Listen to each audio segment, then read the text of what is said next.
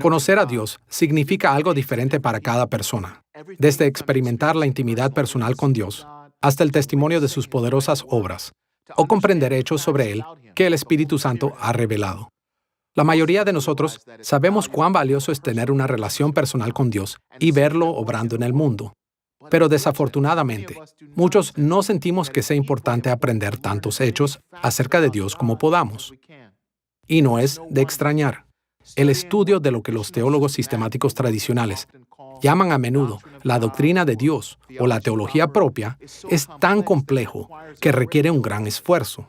Pero por más difícil que sea, cuanto más aprendemos acerca de Dios, más crece nuestra relación personal con Él. Y cuanto más hechos sabemos de Él, más crece nuestra conciencia de su obra en el mundo. De hecho, aprender todo lo que podamos acerca de Dios fortalece cada dimensión de nuestra fe cristiana. Esta es la primera lección de nuestra serie Creemos en Dios, una serie dedicada a la teología propia o al estudio de Dios mismo.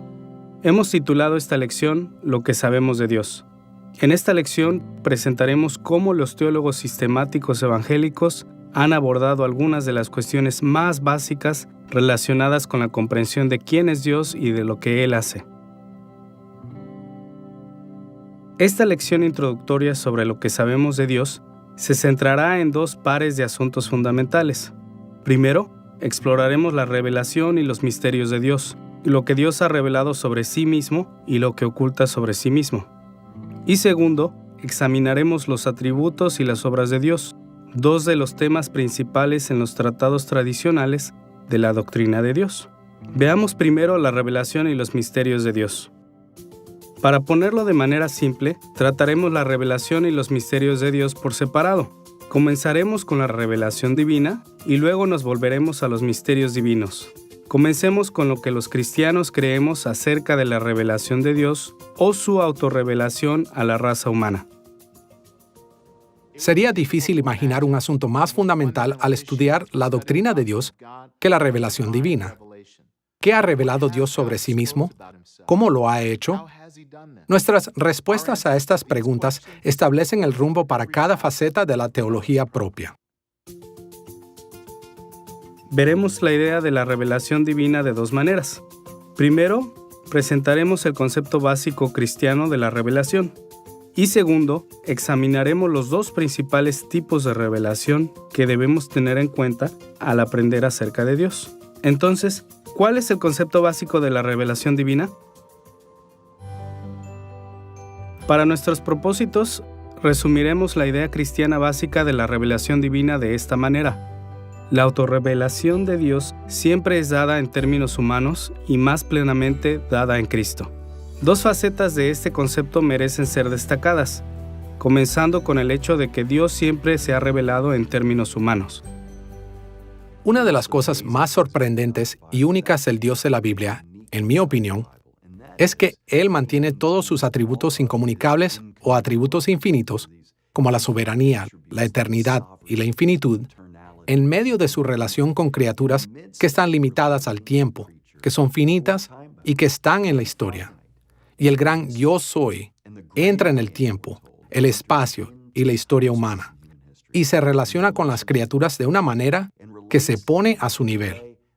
Esto no significa que Él sacrifica algo de su naturaleza omnisciente, infinita o eterna, sino que se relaciona con ellos justo al nivel donde ellos están, como lo haríamos con un niño pequeño. Le hablamos en ese nivel. Si entro en mi cocina y veo harina por todos lados y digo, hijo, ¿sucedió algo con la harina? No es porque no sepa que algo pasó con la harina, sino que me estoy refiriendo a mi hijo al nivel en el que él está. Y eso es lo que Dios hace por nosotros en su gracia. La asombrosa condescendencia de Dios lo lleva a relacionarse con nosotros de una manera en la que a veces pareciera comprometer algunas de sus características, eternas e infinitas. Pero no es así. Dios simplemente se relaciona con nosotros en nuestro nivel porque nos ama mucho. Todos sabemos que no podemos estudiar a Dios como hacemos con tantas otras cosas en la vida diaria. No podemos medir su altura y peso o ponerlo en un tubo de ensayo y examinarlo. Por el contrario, Dios es tan trascendente tan lejanamente por encima de nosotros que estaría totalmente oculto excepto por un hecho. El Espíritu Santo se ha revelado en términos humanos. Los teólogos sistemáticos a menudo han hablado de esto como el carácter antropomórfico de la revelación. En otras palabras, Dios se ha revelado en forma humana o en formas que los seres humanos puedan entender. Hay al menos 4 tipos de revelación antropomórfica en las Escrituras. En el sentido más estrecho, las Escrituras a menudo comparan las características de Dios con características humanas. Numerosos pasajes bíblicos hablan de Dios teniendo ojos, oídos, nariz, brazos, manos, piernas y pies.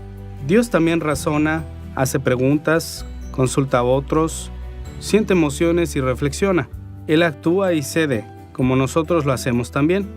Pero las Escrituras, como un todo, aclaran que este tipo de antropomorfismos deben tomarse como metáforas, comparaciones entre Dios y los seres humanos. Dios no tiene ojos ni manos de la misma forma que la gente tiene, pero sabemos, sin embargo, que Él ve y hace cosas todo el tiempo. En un sentido ligeramente más amplio, las Escrituras también presentan a Dios antropomórficamente en términos de las estructuras sociales humanas. La Biblia frecuentemente representa a Dios como el Rey Supremo de la creación. Él se sienta en su trono en el cielo, provee consejo, oye informes, da avisos, envía mensajeros y recibe adoración, de manera similar a las maneras en que los emperadores humanos lo hicieron en épocas bíblicas. En esta misma línea, las Escrituras retratan a Dios como el guerrero real de Israel, el legislador, el creador del pacto y el guardador del pacto. Él es el pastor real y el marido real y padre de su pueblo. Una vez más, estas revelaciones de Dios nos dicen que en cierta manera Dios es como los seres humanos. Él gobierna de maneras que son similares a las maneras en que los reyes humanos gobernaban en el mundo antiguo. De una manera más amplia, podemos decir que las apariciones visibles de Dios en la historia son también antropomórficas.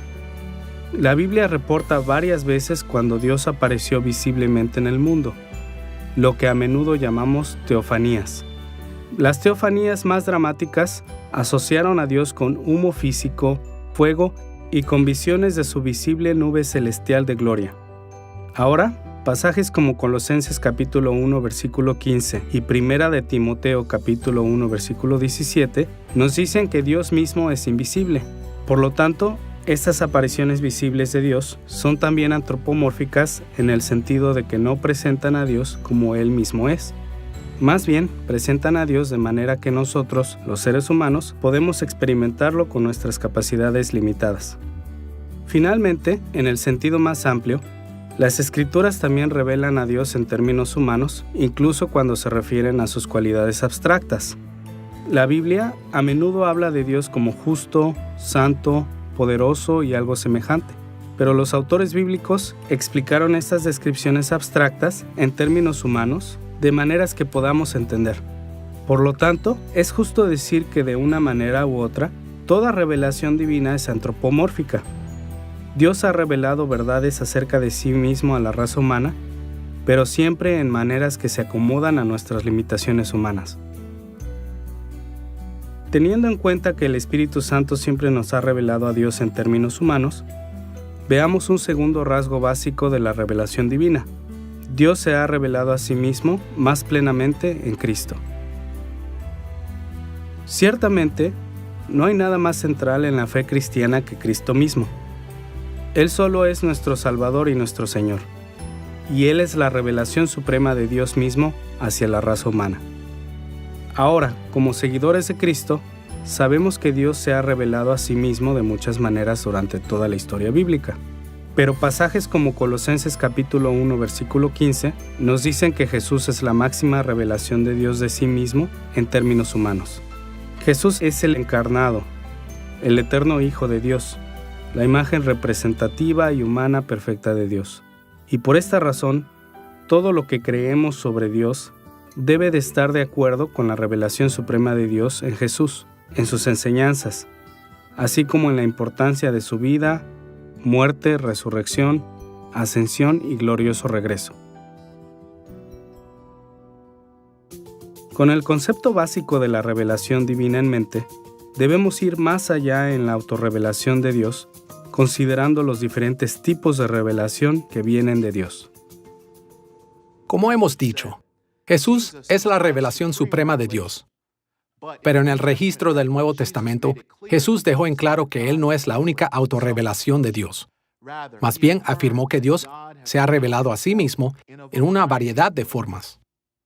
En primer lugar, no podemos llegar a conocer a Dios a menos que Él se revele a nosotros, y lo hace de varias maneras. Simplemente a través de la creación y las maravillas en ella como lo vemos a nuestro alrededor. Él se revela a nosotros en nuestras relaciones con otras personas que nos hablan de las cosas que han aprendido acerca de Dios. Recibimos esta revelación de Dios en muchos niveles diferentes. Por supuesto, para los cristianos, lo más importante es que, en su santa palabra, Dios se ha revelado a nosotros. Así que al observar a nuestro alrededor y ver que Dios se ha revelado a nosotros, sabemos que Él existe. Él nos habla de sí mismo a través de sus discípulos, por medio de su santa palabra, hasta el día de hoy.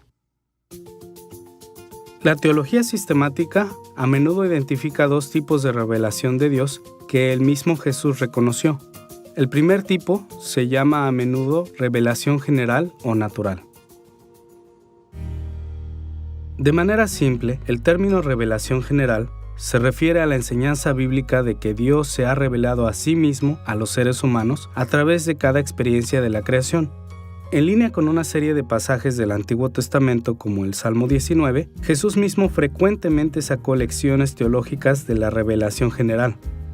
A menudo usaba la naturaleza y las actividades humanas comunes, como la agricultura y la pesca, para enseñar acerca de Dios. De hecho, llamó repetidamente a sus discípulos a mirar dentro y alrededor de sí mismos para discernir lo que pudieran acerca de Dios en sus experiencias de vida.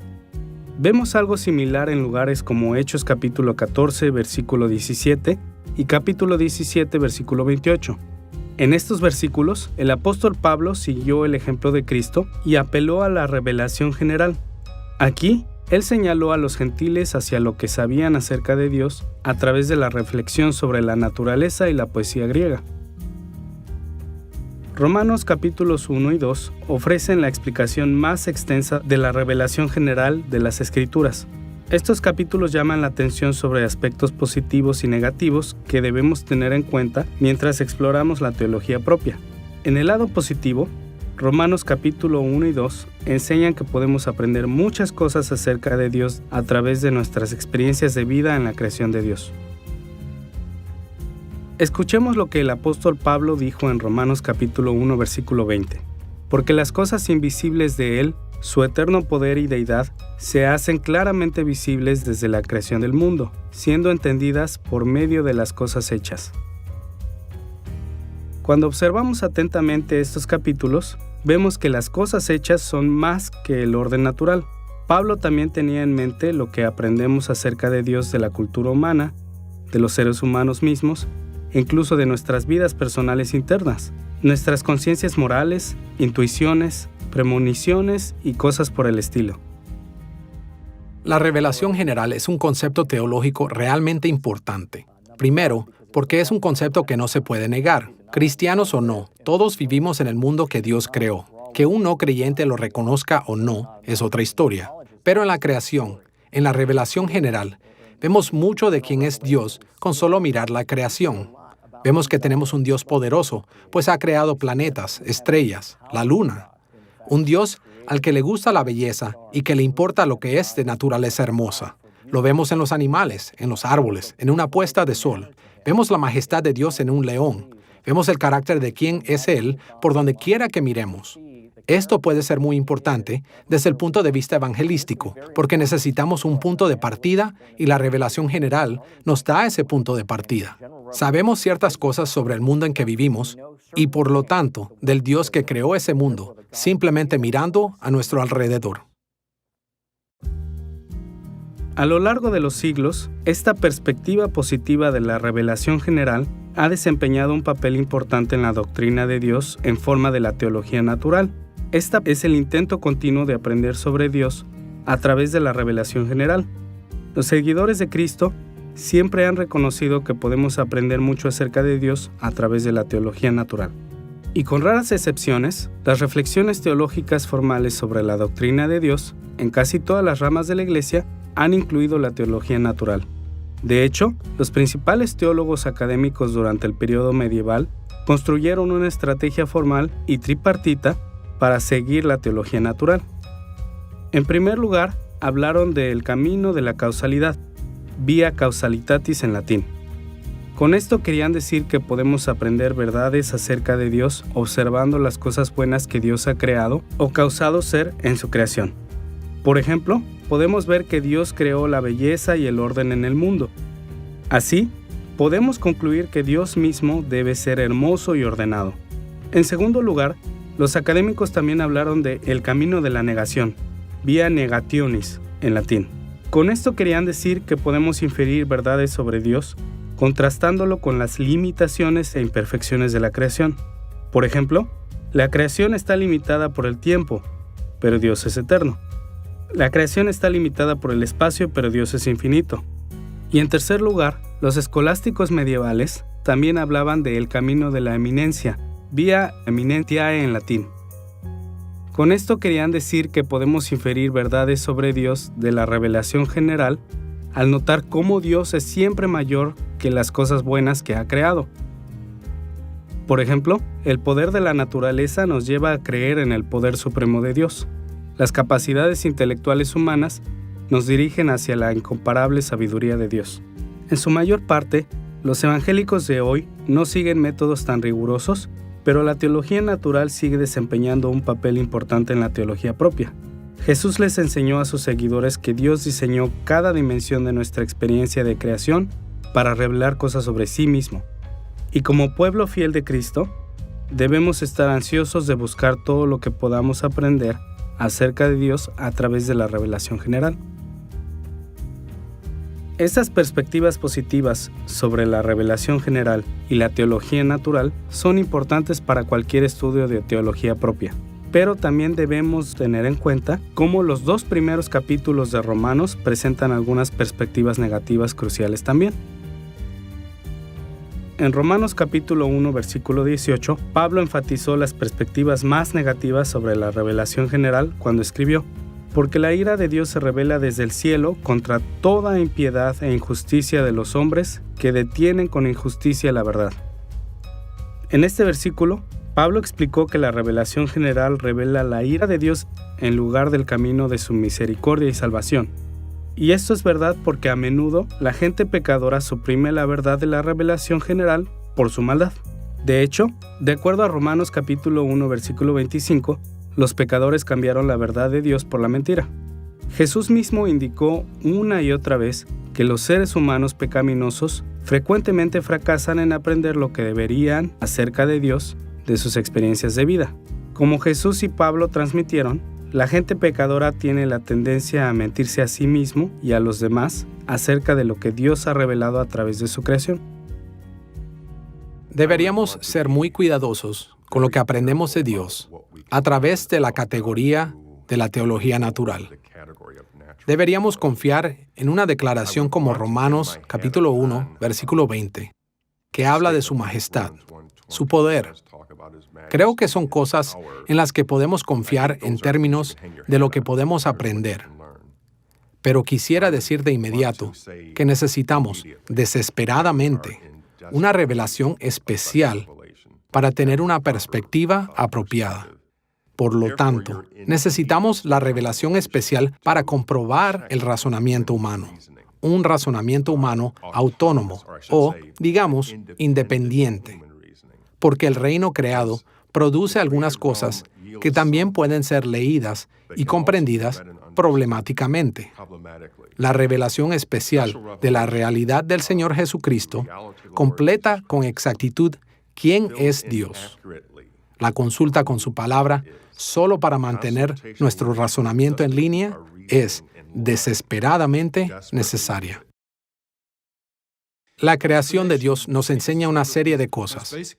Básicamente, nos enseña que Él es el creador soberano. Dios es el que llama a todas las cosas a la existencia de la nada. Por lo tanto, nos enseña también acerca de su poder. Romanos capítulo 1 nos enseña de su justicia, y ahí también leemos que todos los seres humanos sabemos que hay un Dios, que debe ser adorado, y tenemos un sentido de la justicia y la santidad de Dios. Lo que hacemos como seres humanos pecadores es suprimir eso. Intentamos ignorarlo.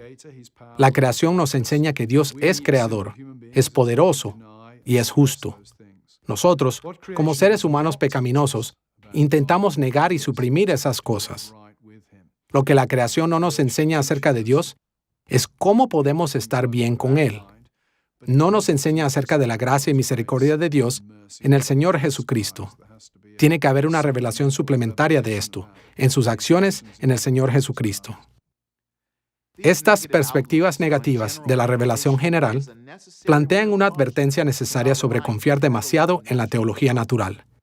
Esta no es infalible, ya que el pecado corrompió nuestra capacidad de aprender sobre Dios a partir de nuestras experiencias de su creación. A pesar de los esfuerzos de teólogos cristianos, la teología natural a menudo malinterpreta la revelación general e introduce falsedades en nuestro concepto de Dios. Por ejemplo, durante el período patrístico y el período medieval, el misticismo helenístico pagano llevó a muchos a negar que los seres humanos pueden saber algo acerca de Dios mismo. En el siglo XVIII, los malentendidos del orden de la naturaleza llevaron a un número de teólogos a endosar el deísmo de la Ilustración, la creencia que Dios no está implicado en los asuntos del mundo. En los últimos siglos, los estudios científicos en biología han llevado a la gente a negar el retrato bíblico de Dios como el Creador. A cada paso, la corrupción del corazón humano ha llevado a los teólogos a perder la verdad acerca de Dios revelada en la revelación general.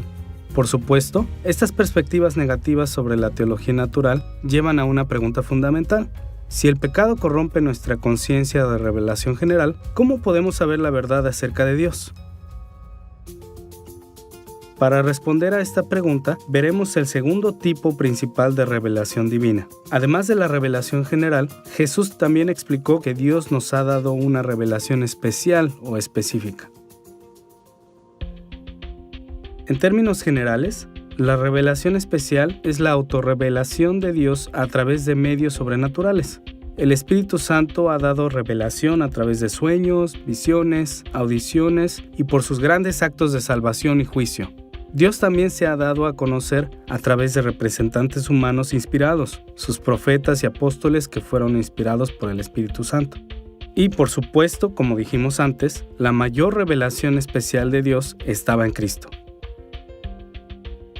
La importancia de la revelación especial para la doctrina de Dios difícilmente puede ser exagerada. Es tan esencial para los propósitos de Dios que incluso antes de que el pecado entrara en el mundo, Dios guió a Adán y a Eva a través de una revelación verbal especial. Y por supuesto, la revelación especial ha sido crítica después del pecado también. No solamente guía nuestros intentos de comprender la revelación general, sino que también revela el camino de la salvación eterna. Tan maravilloso como es que Dios ha concedido la revelación sobrenatural, tanto antes como después de que el pecado entrara en el mundo, lo que comúnmente llamamos revelación especial de Dios tuvo lugar miles de años atrás. Entonces, ¿cómo podemos aprender acerca de Dios hoy mediante la revelación especial? Una vez más, debemos recurrir a lo que Jesús, la suprema revelación de Dios, enseñó. En resumen, Cristo enseñó a sus seguidores a dedicarse a la revelación especial de Dios en las Escrituras. Pasajes como Marcos capítulo 12, versículos 28 al 34, claramente expresan que al igual que otros rabinos palestinos en su época, Jesús afirmó al Antiguo Testamento como la revelación especial escrita de Dios. Y sabemos que el Nuevo Testamento es también la revelación inspirada de Dios. En lugares como Juan capítulo 16, versículos 12 y 13, y Efesios capítulos 2, versículo 20, aprendemos que después de la ascensión de Jesús al cielo, Él envió al Espíritu Santo para equipar a sus apóstoles y profetas del primer siglo para revelar a Dios a su iglesia. El Nuevo Testamento es nuestra colección representativa de estas revelaciones especiales apostólicas y proféticas del primer siglo. Esta es la razón por la que los cristianos evangélicos insistimos en que podemos confiar en las Escrituras para discernir las revelaciones de Dios, tanto en la revelación general como en la revelación especial a través de la historia. En nuestro estudio de la revelación y los misterios de Dios, hemos explorado la revelación divina como la fuente de todo lo que sabemos acerca de Dios. Ahora, pasemos al otro lado de la ecuación. ¿De qué manera los misterios divinos, las muchas cosas de Dios que permanecen ocultas, afectan nuestro estudio de la teología propia? Una cosa que tenemos que tener en cuenta, que no es fácil de manejar, es quién es Dios realmente. Él es trascendente. Está más allá de la creación.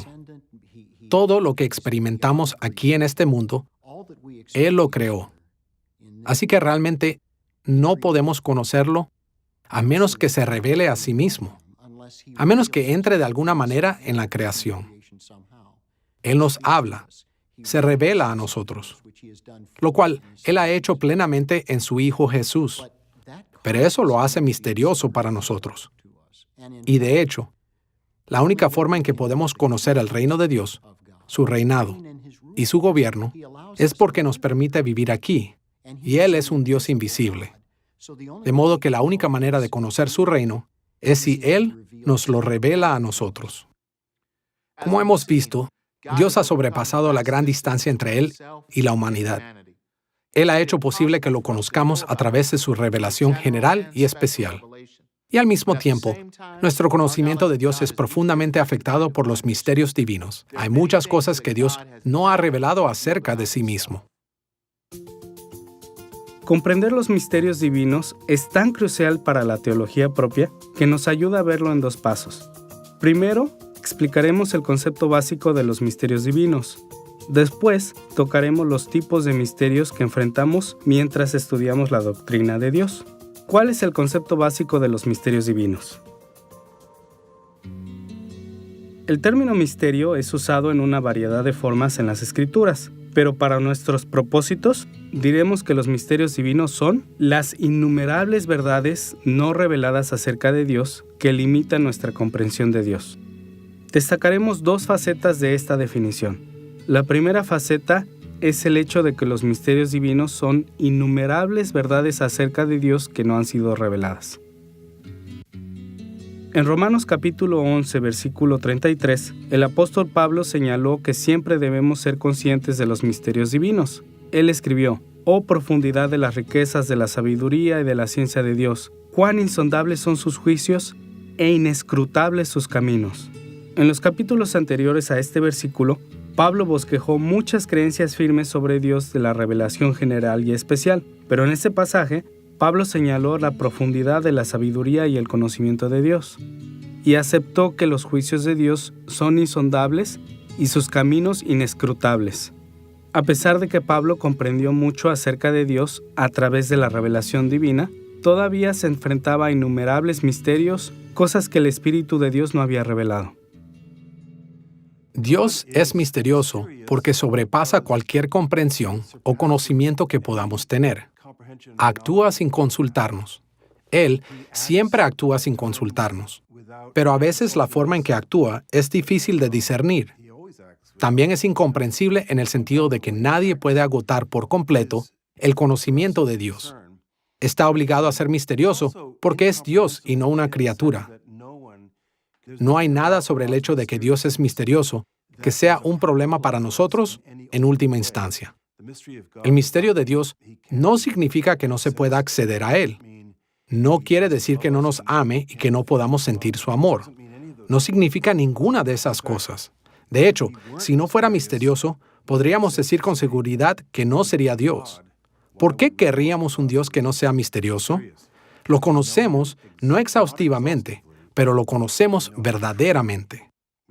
No lo comprendemos, pero lo conocemos lo suficiente como para decir que conocemos a Dios y no solo como un vago principio filosófico. Charles Hodge, profesor de teología sistemática en el Seminario Teológico de Princeton, quien vivió del año 1797 a 1878, resumió los misterios divinos de una manera notable. En el primer volumen de su Teología Sistemática, parte 1, capítulo 4, él escribió esto: hay infinitamente más en Dios de lo que podamos imaginar, y lo que conocemos lo conocemos de manera imperfecta. Hodge hizo aquí dos observaciones sorprendentes. Primero, insistió en que lo que es verdadero de Dios es infinitamente más de lo que podamos imaginar. No hay solo unos cuantos misterios, ni siquiera muchos misterios. Más bien, porque Dios mismo es infinito, hay infinitamente más misterios de los que podamos imaginar. Hodge también explicó que los misterios divinos son tan permeables a nuestro entendimiento que incluso lo que conocemos acerca de Dios lo conocemos de manera imperfecta. En otras palabras, no hay una sola cosa acerca de Dios que entendamos plenamente. A veces, cuando escuchamos a alguien decir que Dios es incomprensible, reaccionamos negativamente y decimos, entonces, no puedo conocerlo, no puedo llegar a conocerlo. Y por supuesto, la Biblia es la autorrevelación de Dios. Se ha revelado a sí mismo para que podamos llegar a conocerlo de una manera personal y que podamos llegar a conocer algo sobre Él. Pero si realmente pensamos en que, si Dios es verdaderamente el Dios infinito, entonces mi pobre mente pequeña, e incluso las mejores mentes teológicas que alguna vez han vivido, no podrán comprenderlo en su plenitud. Por definición, si pudiera comprenderlo, sería tan grande como Él. Y esta es una parte muy importante de la frase: nuestro Dios no es un Dios pequeño. Él no es lo suficientemente pequeño como para que pueda meterlo todo en mi mente o en un libro. Estamos agradecidos de que Él haya revelado lo suficiente de sí mismo y que haya provisto nuestra salvación para que podamos llegar a tener un cierto entendimiento de Él y podamos entrar en comunión con Él, vivir correctamente en comunión con Él y pensar correctamente de Él, aunque no exhaustivamente. Además de reconocer que los misterios divinos son innumerables, también debemos señalar una segunda faceta importante de los misterios divinos. Los misterios divinos severamente limitan nuestra comprensión mientras estudiamos la teología propia. Hay muchas maneras diferentes en que los misterios divinos limitan lo que sabemos acerca de Dios, pero para esta lección consideraremos solo dos maneras. Por un lado, tenemos información severamente limitada acerca de Dios. Aunque Dios ha dejado claro lo que es esencial para la salvación y la vida en Cristo, en realidad ninguno de nosotros entiende mucho acerca de Dios.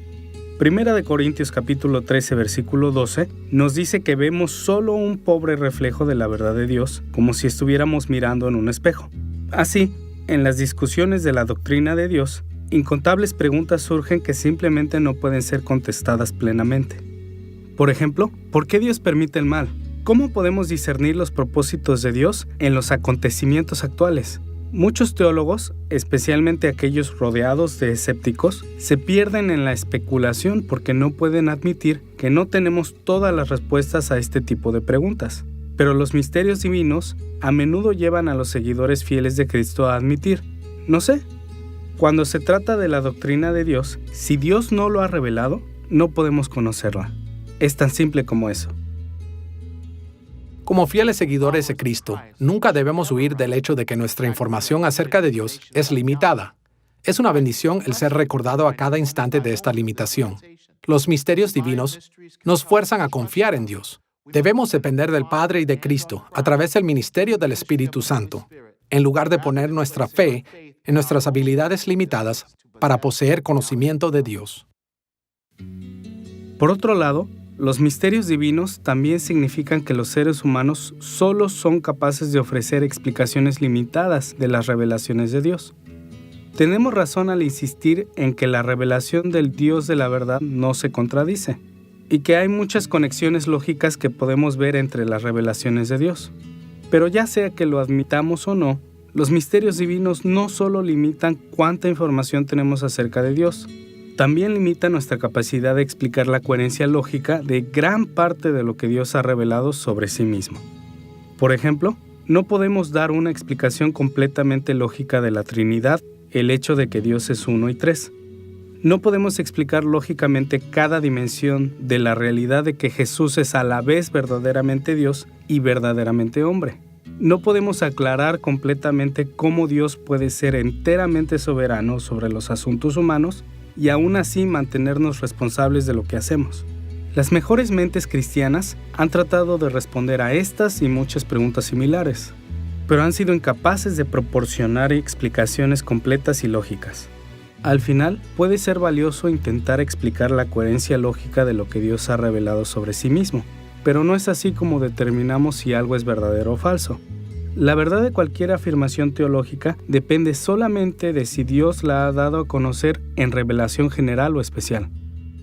Cuando los teólogos declaran que Dios es incomprensible, lo que ellos están intimando o queriendo decir es que su completa esencia y su ser no pueden ser capturados y comprendidos por nosotros como seres finitos. Siendo Dios un ser infinito, es muy improbable que podamos entenderlo y conocerlo en su plenitud. Pienso en lo que Pablo dice en Romanos capítulo 11, versículos 33 y 34, cuando él está hablando sobre inescrutable conocimiento y sabiduría de Dios. Aunque aún así nos ha proporcionado con suficiente autorrevelación que es adecuada para nosotros para llegar a la fe. Para comprender mejor la importancia de los misterios divinos, hemos explorado el concepto básico. Ahora, también ayudará el considerar los tipos de misterios divinos que entran en juego mientras estudiamos la doctrina de Dios. Podemos distinguir entre dos tipos de misterios diferentes. Llamaremos al primer tipo misterios temporales. Veamos lo que queremos decir con esto.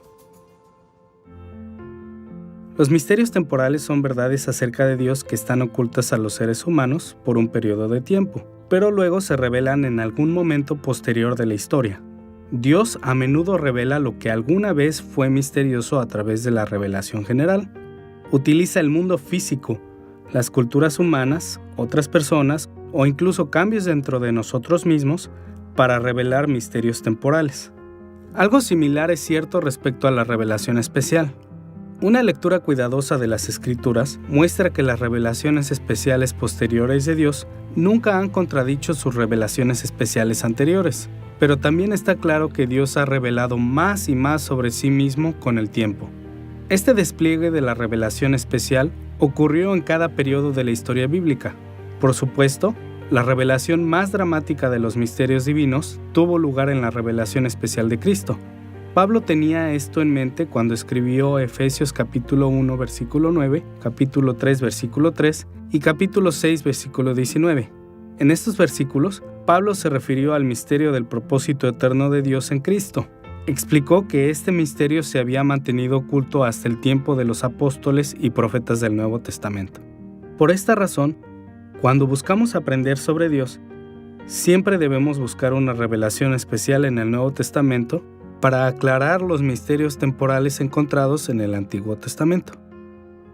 A veces, usamos el término misterio para hablar de Dios porque no entendemos exactamente lo que está haciendo. El Nuevo Testamento, por otra parte, usa generalmente el término misterio, que viene de la palabra griega mysterion, y es virtualmente la misma palabra, y significa que el despliegue del plan de gracia de Dios de la salvación es algo que nunca habríamos imaginado. Es decir, es un misterio en el sentido de que nunca lo habríamos entendido si no fuera por el hecho de que Dios nos lo reveló. Y así, Dios nos revela su plan en su revelación especial. Es la razón por la que vemos que la palabra mysterion se usa en Efesios y en Primera de Corintios. Dios está lentamente desarrollando su revelación y mostrándonos cómo la salvación es tanto para el judío como para el gentil, y es para cualquiera que acepte a Jesucristo como el Mesías. Pero también debemos recordar que, aun como cristianos del Nuevo Testamento, Dios no nos ha revelado todo el misterio temporal todavía. En 1 de Corintios capítulo 13, versículo 12, Pablo lo puso de esta manera: Ahora conozco en parte, pero entonces conoceré como fui conocido. Solo cuando Cristo regrese en gloria, revelará todo el misterio temporal, y entenderemos a Dios y sus caminos mucho más plenamente que hoy. Como hemos visto, cuando estudiamos la doctrina de Dios, enfrentamos muchos misterios temporales, pero la Biblia deja en claro que también tenemos que tratar con los misterios permanentes mientras estudiamos la teología propia. Los misterios permanentes son verdades sobre Dios que los seres humanos nunca entenderán porque estas verdades están más allá de nuestra comprensión. En la teología tradicional, esta realidad se denomina la incomprensibilidad de Dios. Podemos entender algunas cosas acerca de Dios cuando las revela en términos humanos, pero nunca entenderemos todo acerca de Dios. Encontramos esta idea expresada claramente en Isaías capítulo 55, versículos 8 y 9, donde el profeta Isaías escribió esto: «Porque mis pensamientos no son vuestros pensamientos, ni vuestros caminos mis caminos, dijo Jehová. Como son más altos los cielos que la tierra, así son mis caminos más altos que vuestros caminos, y mis pensamientos más que vuestros pensamientos». En estos versículos, Isaías le recordó a Israel los misterios permanentes de Dios debido a la incomprensibilidad de Dios. Cuando las Escrituras se refieren a Dios como misterioso, tenemos que asegurarnos de que no malinterpretamos la palabra misterio. Cuando pienso en las cosas en este mundo que son misteriosas, pienso que tienen un secreto oscuro y que van a sorprenderme en algún momento. Eso no es el caso aquí. Por misterioso, queremos decir que Dios es incomprensible. Queremos decir que Él tiene una vida que está más allá de nuestra imaginación. Significa que hay algo en Él que no podemos comprender completamente. Y eso me gusta. Eso significa que está más allá de mi vida. Es más grande de lo que podría pensar. La palabra técnica teológica que usamos para esto es trascendencia. Dios es trascendente. Está más allá de nuestro alcance de pensamiento. Y por eso es digno de adoración. Por eso es grandioso. Por eso es alguien a quien adoramos. El misterio en Dios se debe en parte a la naturaleza de lo que Él es y su infinitud frente a nuestra finitud, nuestra limitación y su ilimitado poder y entendimiento. Pero también se relaciona específicamente con sus propósitos y planes en la creación. ¿Por qué Dios resuelve sus caminos de esta manera y no de otra?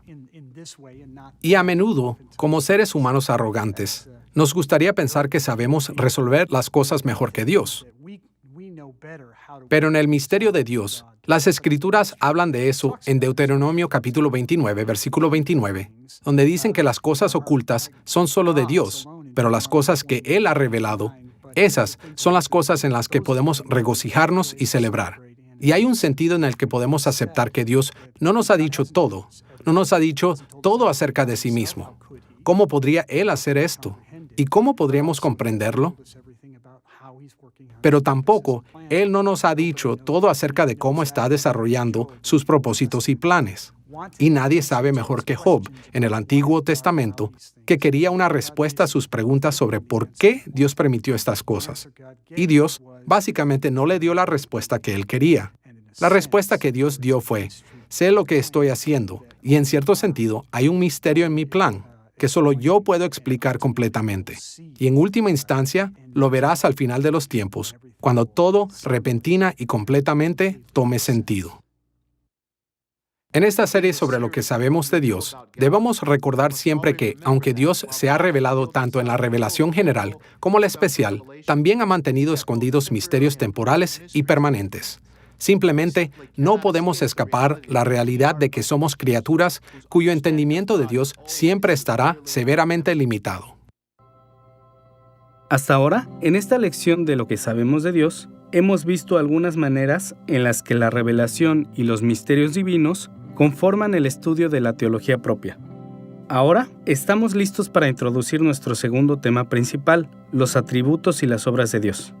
Estos temas representan dos de las maneras principales en que los teólogos tradicionales han resumido lo que podemos saber acerca de Dios.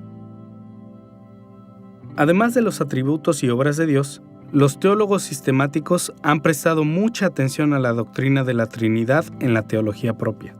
Se habla en detalle del tema de la Santísima Trinidad en nuestra serie El Credo de los Apóstoles. Por lo tanto, en esta serie nos centraremos solo en estos otros dos temas principales. En lecciones posteriores, vamos a explorar muchas características de los atributos y obras de Dios. Pero en este momento vamos a introducir cada concepto. Primero, consideraremos los atributos divinos o quién es Dios. Y segundo, nos volveremos a las obras divinas o lo que Dios hace. Comencemos con los atributos divinos de Dios. Será de ayuda introducir el tema de los atributos divinos en 2 pasos. Empezaremos con el concepto básico de los atributos de Dios. Luego examinaremos los tipos de atributos divinos que a menudo se distinguen en la teología sistemática. Entonces, ¿cuál es el concepto básico de los atributos divinos? Si preguntáramos, ¿cuáles son los atributos de Dios? Probablemente dirían que son todas las cualidades que las Escrituras atribuyen a Dios. Bueno, este punto de vista es correcto hasta ahí. Pero en la teología sistemática tradicional, la frase atributos de Dios significa algo más específico. En la teología sistemática, los atributos divinos son las perfecciones de la esencia de Dios reveladas a través de una variedad de manifestaciones históricas. Esta definición destaca 2 factores principales que caracterizan las discusiones formales de los atributos de Dios. En primer lugar, los atributos de Dios son las perfecciones de la esencia de Dios. Los evangélicos modernos no suelen referirse a la esencia de Dios, por lo tanto, será útil explorar este concepto un poco. Para empezar, la palabra esencia traduce el término en latín essentia, que significa esencia o ser. En la teología del latín, la esencia de Dios también estaba estrechamente asociada con el término substantia o sustancia. Los teólogos patrísticos y medievales adoptaron estos términos de las filosofías neoplatónicas y aristotélicas. Ahora bien, Platón y Aristóteles abordaron la idea de la esencia de diferentes maneras. Y hay una serie de complejidades importantes sobre el concepto de la esencia que se han planteado en la filosofía moderna. Pero la idea básica no es difícil de entender. En términos simples, la esencia, el ser o la sustancia de algo es la realidad inmutable que subyace en todas sus manifestaciones externas y cambiantes. Los teólogos cristianos se han inspirado en esta idea de esencia cuando han discutido los atributos o las perfecciones de Dios. En general, la esencia de Dios implica 4 distinciones importantes. La esencia de Dios, lo que Dios es en sí mismo. Las perfecciones o atributos de Dios, que son las cualidades de la esencia de Dios. Las manifestaciones históricas a largo plazo de Dios, que son las revelaciones de sí mismo durante largos periodos de tiempo, y las manifestaciones históricas a corto plazo de Dios, que son las revelaciones de sí mismo en periodos de tiempo relativamente cortos. Para aclarar lo que queremos decir aquí, vamos a pensar en estas distinciones con el ejemplo de una persona. Vamos a decir que esta persona en particular es un solista en la iglesia los domingos. Es un granjero que ordeña vacas 2 veces al día en su granja. También es marido y abuelo. Y por supuesto, como cristianos sabemos que él es la imagen de Dios, ordenado como representante de Dios y siervo de Dios. Algunos hechos que conocemos acerca de este hombre se refieren a manifestaciones históricas a corto plazo, de quién es él. Estas cosas son verdades en él solamente ahora y entonces. Es solista en la iglesia, pero solo los domingos. Ordeña vacas, pero solo 2 veces al día. Si bien estas descripciones son verdades en él, no se refieren a su esencia. Más bien, él sigue siendo el mismo hombre cuando se involucra en estas actividades y aún cuando no lo hace. Algunas de estas descripciones se refieren relativamente a manifestaciones históricas a largo plazo de quién es este hombre. Es un marido y un abuelo. Estas descripciones se aplican por periodos más largos de tiempo, pero no son la esencia de quién es este hombre. No siempre fue un marido o un abuelo, pero siempre es el mismo hombre. Cuando hablamos de este hombre como la imagen de Dios, ordenado para ser representante de Dios y siervo de Dios, estamos hablando de atributos permanentes de su esencia, cualidades de su humanidad. No importa lo que suceda en su vida, estas descripciones son verdades en él.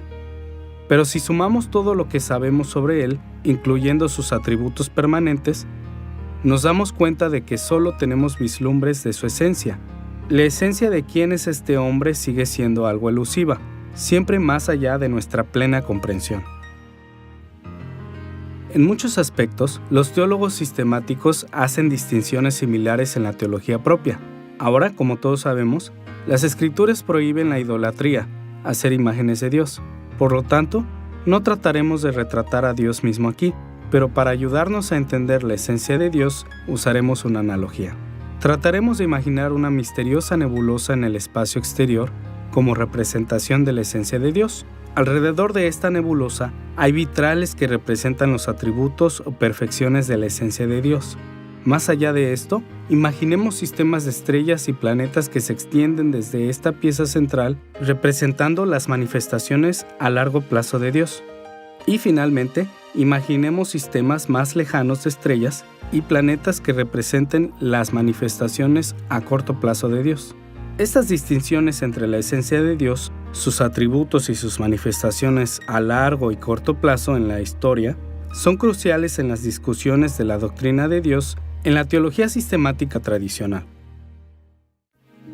Escuchemos el primer artículo de la Confesión Luterana de Augsburgo, escrita en el año 1530, que es semejante a las discusiones acerca de la esencia de Dios en los 39 artículos de la religión anglicana y a los 29 artículos de la religión metodista.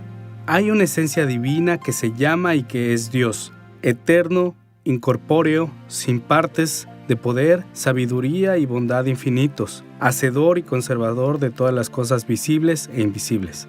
Como vemos aquí, la confesión se refiere explícitamente a la esencia divina. En efecto, la esencia de Dios es la realidad inmutable que subyace a la variedad de formas en que Dios se ha manifestado en el transcurso de la historia.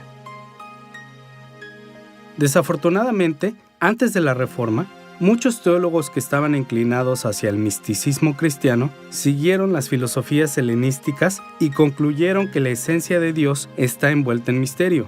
Desde este punto de vista, las revelaciones de Dios nos dicen poco acerca de su esencia eterna.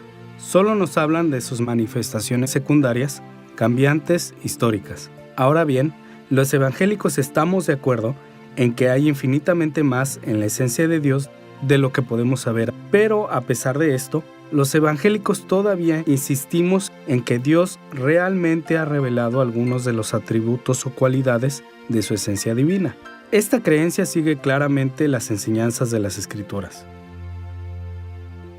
Veamos de nuevo el primer artículo de la Confesión de Augsburgo. Inmediatamente después de mencionar una esencia divina, la confesión menciona una serie de cualidades o propiedades de la esencia de Dios. Dios es eterno, incorpóreo, sin partes, de poder, sabiduría y bondad infinitos. Estos atributos de Dios, estas cualidades eternas e inmutables, caracterizan la esencia de Dios. En ocasiones, los autores bíblicos se referían explícitamente a las perfecciones eternas y esenciales de Dios. Por ejemplo, el Salmo 34, versículo 8 declara que el Señor es bueno. Pablo escribió en 1 de Timoteo capítulo 1, versículo 17, que Dios es eterno.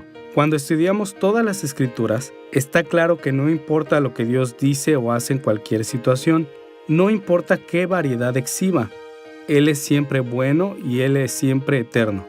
Lo mismo puede decirse de lo que las Escrituras enseñan acerca de la infinidad de Dios, su santidad, su justicia, su sabiduría, su incomprensibilidad, su omnipotencia y otros atributos divinos. Son todas cualidades permanentes de su esencia divina a las que las Escrituras se refieren explícitamente. Un atributo de Dios es lo que es innato para Dios mismo. Es lo que hace a Dios, Dios. Se le puede llamar su naturaleza, su sustancia. Es la realidad en donde el Padre, el Hijo y el Espíritu Santo se comparten completamente. Y eso es lo que distingue a Dios, en muchos aspectos, de lo que somos nosotros como criaturas finitas.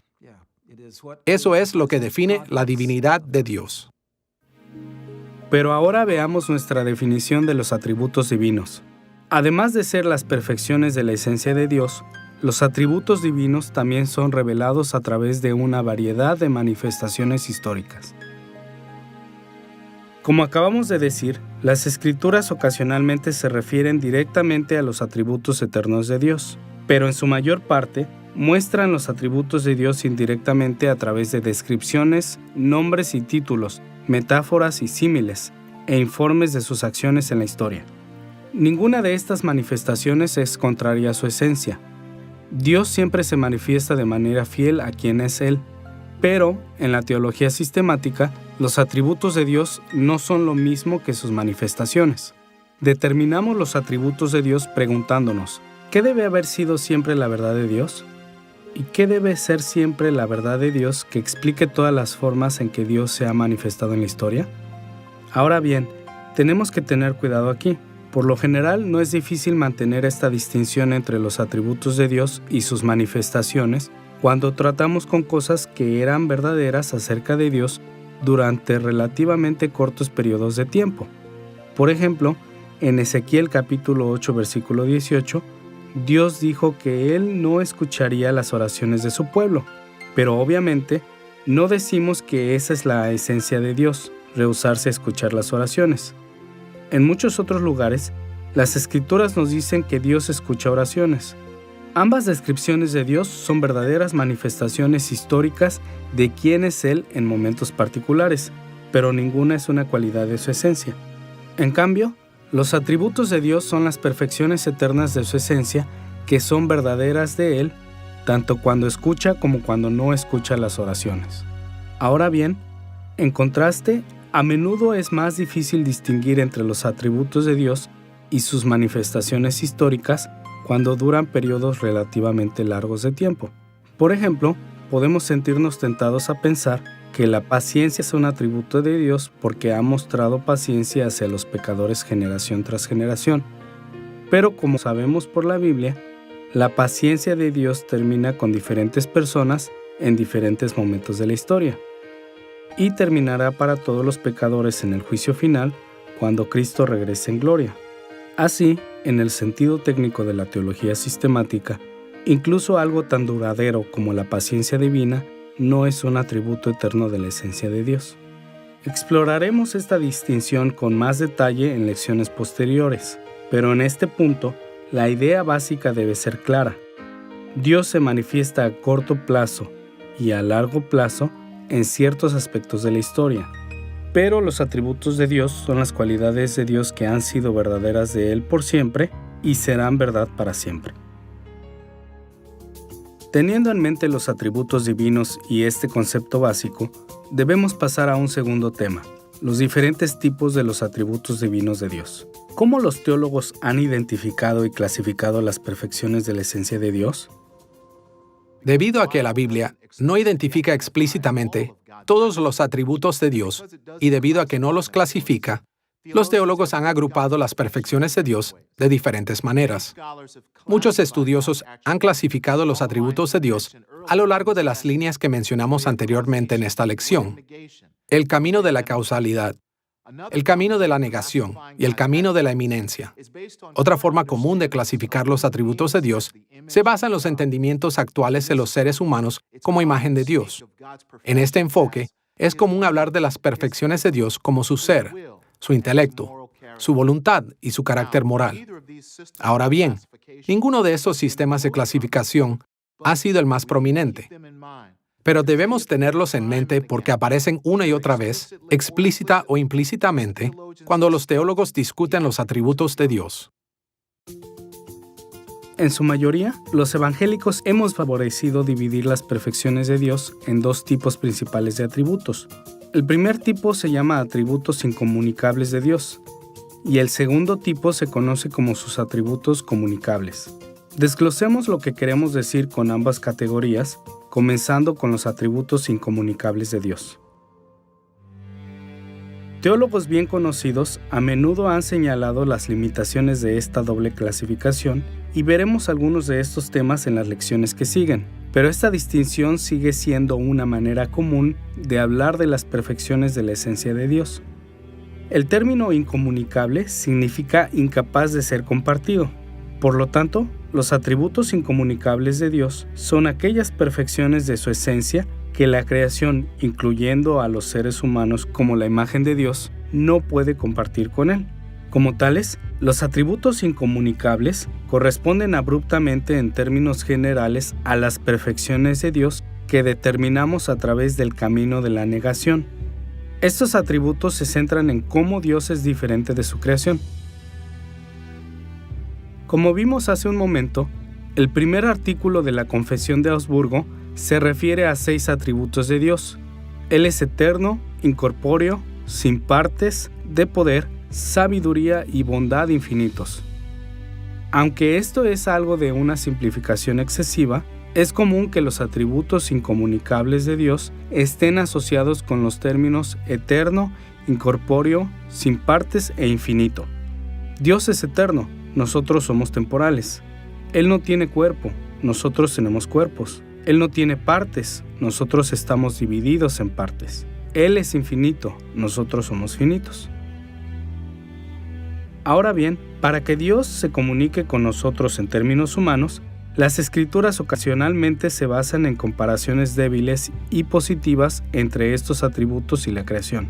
Sin embargo, sin duda la principal manera en que la Biblia explica estos atributos de Dios es a través del contraste entre lo que Dios es y lo que es su creación.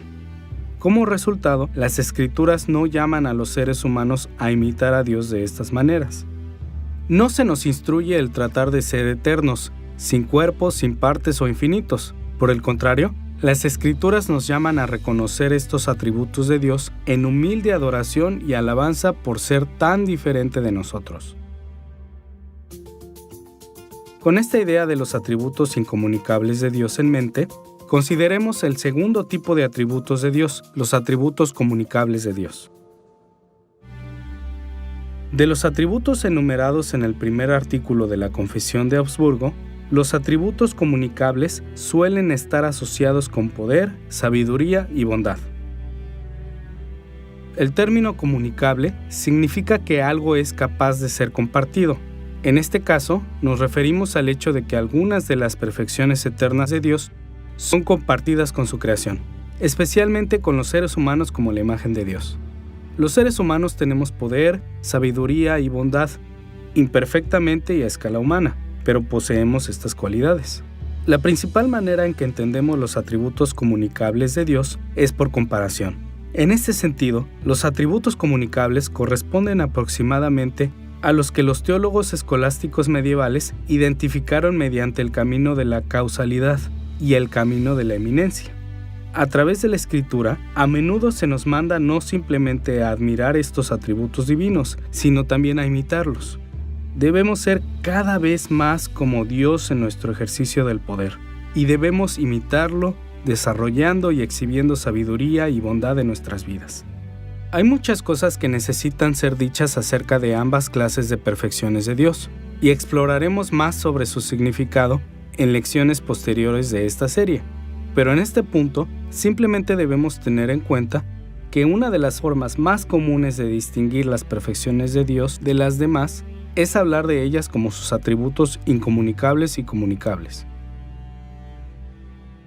Es importante para los que estudian la teología sistemática que comprendan la diferencia entre los atributos comunicables e incomunicables de Dios, porque tenemos que entender lo que nos hace diferentes. Dios es completamente distinto de su creación, pero somos creados a imagen de Dios. Por lo tanto, es importante para nosotros entender en qué cosas somos como Dios, puesto que somos su imagen, y en qué cosas no lo somos. Y por eso hay que tener siempre presente que Dios es infinito, eterno e inmutable en todo lo que es. Y nosotros somos finitos, cambiantes y mutables. Y en muchas maneras diferentes, y hasta en los fracasos, todavía tenemos ciertos aspectos de nuestro ser que son como Dios. Cosas como tener conocimiento, poder amar, poder buscar justicia y misericordia. Esas cosas que Dios hace perfectamente, nosotros lo hacemos en un nivel finito. Pero es importante para nosotros entender quiénes somos como sus imágenes y quién es Él como nuestro Creador. Hasta ahora hemos introducido el concepto de atributos y obras de Dios viendo sus atributos divinos. Ahora volvamos al otro lado de este par, las obras divinas de Dios. Solo tocaremos brevemente las obras divinas en esta lección porque exploraremos esta idea más exhaustivamente al final de esta serie. Pero como resumen, explicaremos primero el concepto básico de las obras divinas y segundo, presentaremos los tipos de obras de Dios. Consideremos primero el concepto básico de las obras divinas. Si le preguntamos a la mayoría de los evangélicos, ¿cuáles son las obras de Dios? La mayoría señalaría aquellos lugares donde las Escrituras dicen que Dios hizo esto o aquello. Y en un sentido eso estaría bien. Pero los teólogos sistemáticos abordan las obras divinas de la misma manera que los atributos divinos. En lugar de centrarse en eventos históricos específicos, buscan entender lo que hay detrás de estos eventos. Ellos preguntan, ¿qué podemos saber que siempre es verdad de lo que Dios ha hecho, lo que está haciendo y lo que hará? Podemos resumir este enfoque básico de las obras divinas diciendo que en la teología sistemática, el tema de las obras divinas se refiere a cómo Dios obra todas las cosas de acuerdo a sus propósitos eternos. Destacaremos dos facetas de este tema. Comenzaremos con el hecho de que las obras divinas implican todas las cosas. La idea de que las obras divinas incluyen todos los eventos a menudo parece un poco teórica y especulativa para los nuevos estudiantes de teología. Por lo tanto, debemos decir algunas palabras acerca de esta dimensión de las obras de Dios. En Efesios capítulo 1, versículo 11, Pablo alabó a Dios diciendo, conforme al propósito del que hace todas las cosas según el designio de su voluntad. Aquí vemos que Pablo mencionó el hecho de que Dios hace todas las cosas. Él no dijo que Dios está involucrado con algunos eventos o en muchos eventos. Él tenía en mente que, en cierto sentido, Dios designa cada evento que haya ocurrido y ocurrirá. Es inusual para los evangélicos modernos pensar en las obras de Dios a una escala tan grande. Para muchos de nosotros, leemos las Escrituras y concluimos que Dios solo hace algunas cosas, mientras que otras partes de la creación hacen otras cosas. Ahora bien, este tipo de diferenciaciones aparecen en las Escrituras. Algunas veces la Biblia habla de Dios actuando directamente en el mundo. Por ejemplo, liberó a Israel en el mar. Y las Escrituras también se refieren a las criaturas sobrenaturales que causan acontecimientos como cuando Satanás tentó a Job a maldecir a Dios. Más allá de esto, leemos acerca de seres humanos causando que las cosas sucedan. Por ejemplo, David trabajó duro preparándose para el templo de Salomón. Leemos de animales y plantas que tienen efectos en el mundo. Y la Biblia también habla de objetos inanimados, como el sol, que influyen en la vida en la tierra. Pero la cuestión en la teología cristiana tradicional es esta. ¿Debemos limitar lo que llamamos obras de Dios simplemente a aquellos eventos que las Escrituras atribuyen exclusivamente a Dios? Siguiendo las Escrituras, la corriente principal de la teología cristiana tradicional ha respondido a esta pregunta con un fuerte no. Trazando la terminología de Aristóteles, los teólogos cristianos han descrito a Dios como la primera causa de todas las cosas. En la teología evangélica, esto significa que Dios, como la primera causa, no simplemente comenzó la historia. Más bien, Dios es la causa primordial detrás de cada acontecimiento que ocurre en cada momento de la historia. Pero además de designar a Dios como la primera causa, los teólogos sistemáticos evangélicos también han hablado de causas secundarias. Las causas secundarias son seres u objetos creados que realizan roles reales, pero secundarios, para causar que ocurran eventos. Esta distinción entre la primera causa y las causas secundarias se basan en el hecho de que las Escrituras tratan más que solo un puñado de acontecimientos espectaculares y milagrosos, como la liberación de Israel en el mar, como obras divinas. El primer capítulo de Job deja claro que Dios ordenó a Satanás que probara a Job. En Primera de Crónicas capítulo 29, versículo 16, David mismo dio a Dios la gloria por su éxito en la preparación para el templo de Salomón. Pasajes como el Salmo 147, versículos 7 al 9, indican que Dios está en control de lo que hacen los animales y las plantas, y los efectos de objetos inanimados como el sol se atribuyen a Dios en pasajes como Isaías capítulo 45, versículos 6 y 7. Más adelante en esta serie, exploraremos cómo Dios, la primera causa, emplea la creación o causas secundarias en una variedad de formas, y veremos especialmente cómo esto nos ayuda a entender que Dios no es el autor del mal. Pero por ahora simplemente queremos señalar que de una forma u otra, las obras de Dios incluyen todo lo que ocurre en la historia, ya sea que las haga directa o indirectamente.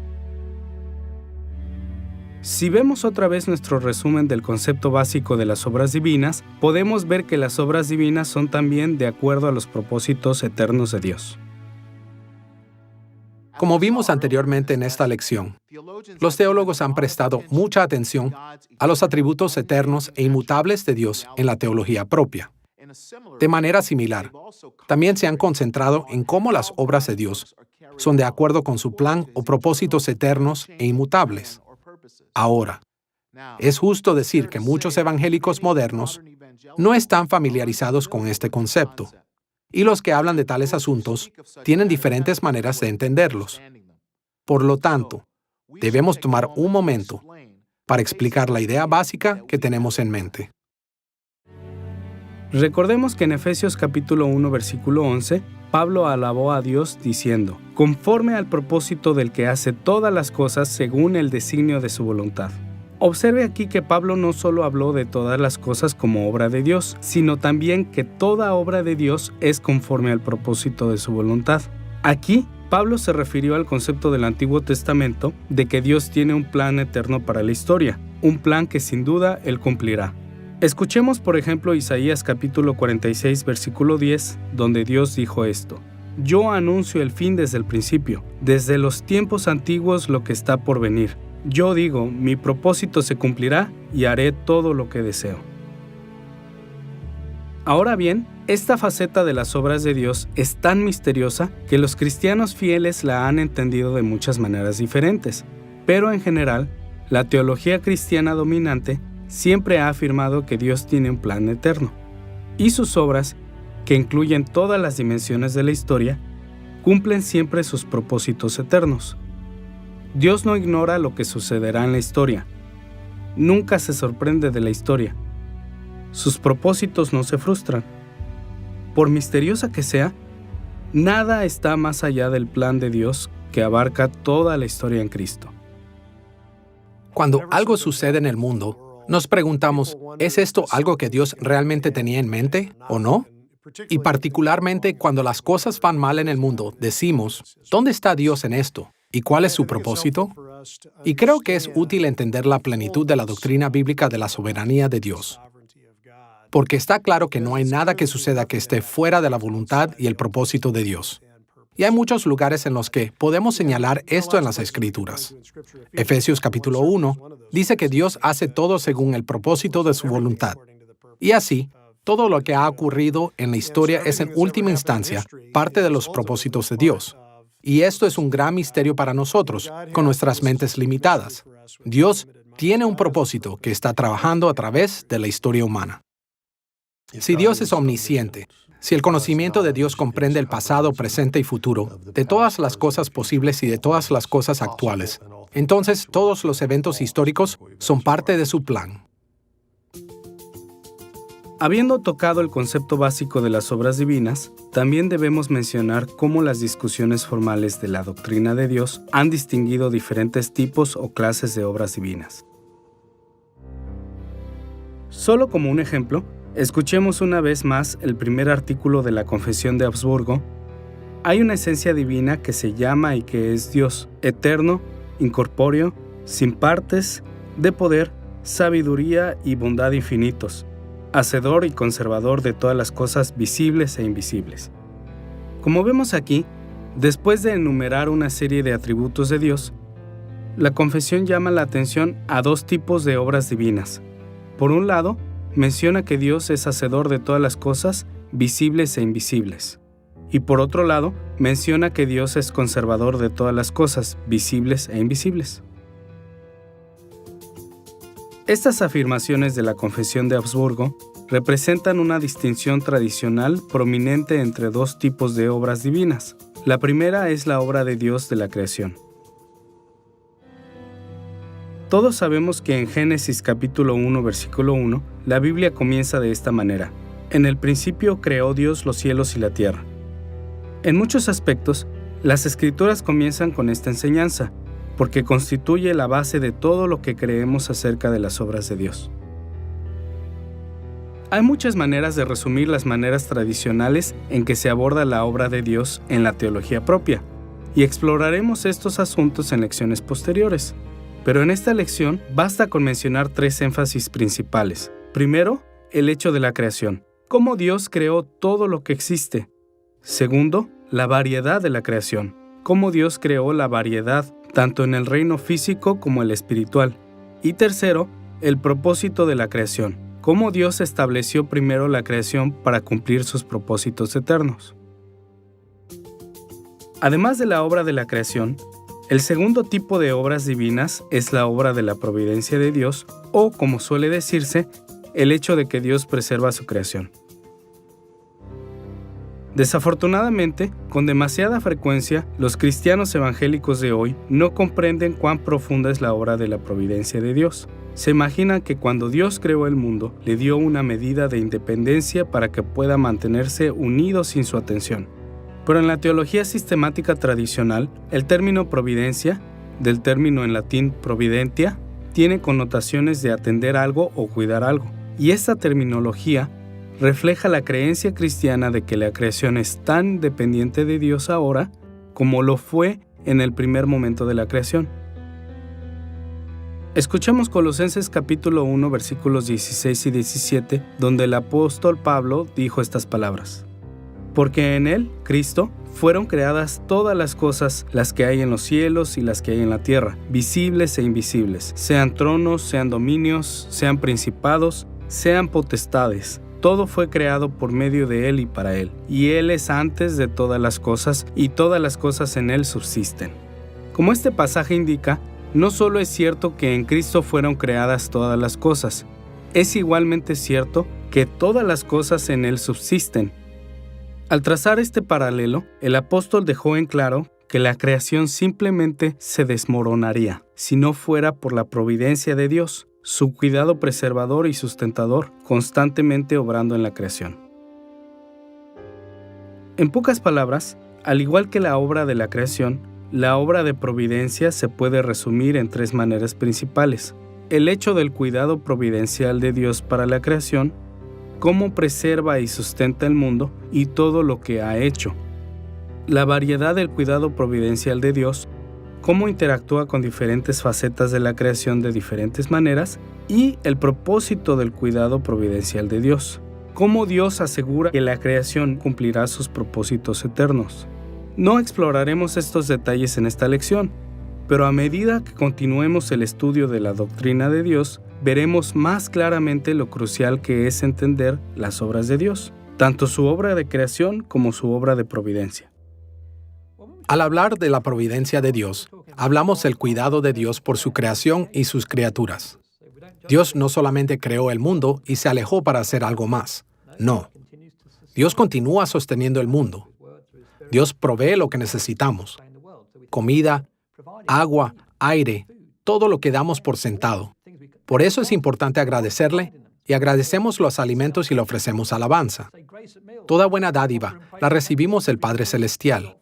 Él nos da todo lo que necesitamos. Él es el gobernador que supervisa incluso los eventos históricos que a veces parecen fuera de control. Dios es omnipotente por encima de todas las cosas, guiándolas, permitiendo que pasen. Pero Dios sigue estando en control y las guía a su propio resultado. Él también provee para nosotros y para nuestra salvación, ayudándonos a darnos cuenta de nuestra necesidad de su labor restauradora de gracia, nuestra obra de reconstrucción, y un día nos llevará a los cielos nuevos y a la tierra nueva si ponemos nuestra fe en Él. Ahí veremos plenitud del cuidado providencial de Dios, como el gran Padre Celestial que nos ama tanto. Nos proporciona toda buena dádiva que necesitamos para sostenernos en la obra que nos ha dado para hacer. En esta lección, hemos introducido nuestro estudio de la doctrina de Dios, o teología propia, enfocándonos en cómo podemos crecer en lo que sabemos de Dios. Hemos visto cómo nuestro conocimiento de Dios está formado por la revelación y los misterios divinos, incluyendo la revelación especial y general y los misterios temporales y permanentes.